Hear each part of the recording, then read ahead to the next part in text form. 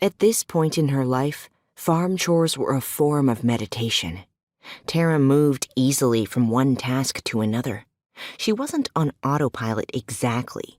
It was just that after all these years with her animals, she had her daily chores down to a smooth rhythm. It occupied her mind just enough that outside worries rarely crept in.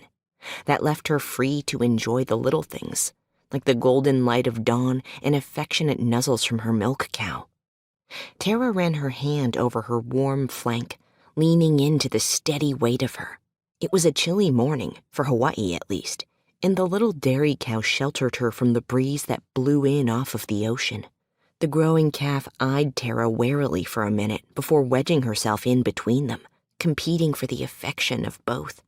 Tara laughed and stepped away, securing the lid of her milk bucket to carry it inside.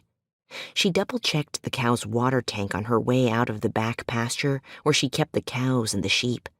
The mother cow alone went through an astonishing 40 gallons of water per day.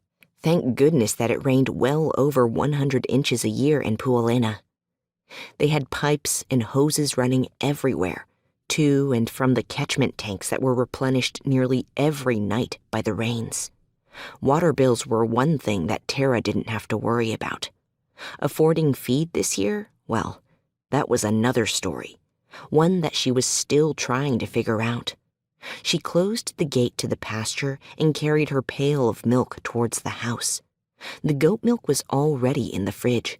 The sun was getting higher, and her kids were all outside. Cody, her 16-year-old, who towered awkwardly over both of his parents, was mucking out the goat shed. Not strictly a morning chore, but he was smart to get it out of the way while the day was still cool. His shaggy brown hair, too short for a ponytail but long enough to get in his eyes, was held out of his face by a bandana. He looks like a girl. Mitch wasn't there, but after 20 years together, she could hear her husband's voice in her mind.